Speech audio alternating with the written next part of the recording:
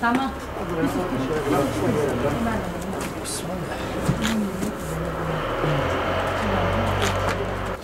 Bildiğiniz gibi daha önceleri biz hayır sahiplerinin hayırlarını size ulaştırıyorduk. Avrupa Yetim Evi Başkanı Abdurrahim kardeşimiz böyle ayağının tozuyla sizleri bize görmeye geldi, yetimlerini. Biz diğer ailelere dağıtımı yaptık. Şu anda da size geldik. İşte sizi sormaya, hal hatırınızı, dağıtımları, çalışmaları yerinde görmek için de arkadaş ziyaretimize de geldi başkanımız Abdurrahim. Kendisi de Çermiklidir aynı zamanda, Çermik'in köyünden.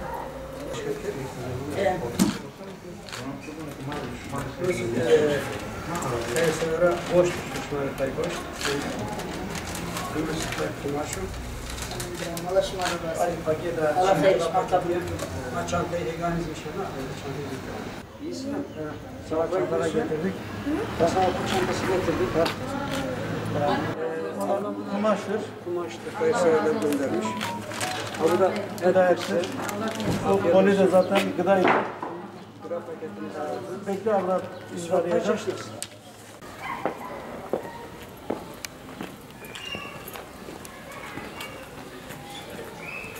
Selamünaleyküm. Selamünaleyküm. İdris onu içeri bırak. Buraya bırak. Buyurun oraya bırak. Ayağını oraya bırak. Biz onun üstüne kağıtımızı alıyoruz. Kaçı sınıftasın? 8. 8'de çanta ihtiyacı var. İçinde okul malzemeleri var. Beslenme çantası falan var. Bir şeyler atmışlar koymuş. Hayırseverlerse göndermişler. Tamam. Bu da öyle mi? Kumaştır. Sonra bu da ettir. Bu da zaten gıda polisidir. Allah Teala yardımcımız olsun. Sağ olasınız. Allah hepinizden de razı olsun. Verenin, vesile olanın, yardımcı olanın hepsinde de Allah razı olsun. Allah razı olsun. Hayırseverlere dua edin. Hep dua ediyoruz. Hayırseverlere sizlere selamları var. Sağ olun. Teşekkür ederim. Biz hasbelkader bir şeyler göndermeye, size bir şeyler ulaştırmaya çalışıyoruz. Rabbim yetimlerimizin boynunu bükük bırakmasın. Amin. Amin. İnşallah sizlere yardım etsin. Amin. Amin.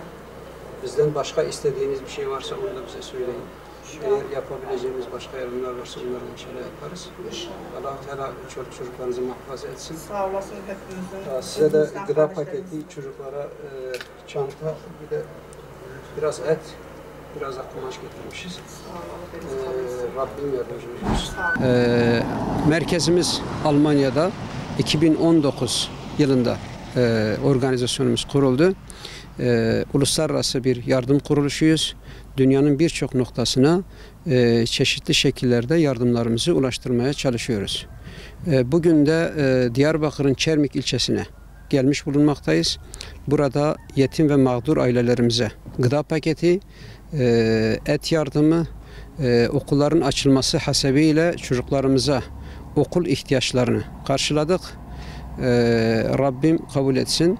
Genelde Avrupa'nın çeşitli yerlerinde olan hayırseverlerimiz Kanada'dan İtalya'ya, İspanya'dan Norveç'e kadar gönüllü temsilciler aracılığıyla yardımları bize ulaştırır. Biz de aldığımız bu yardımları güvenilir bir şekilde mazlum, mağdur insanlara ulaştırmaya çalışıyoruz.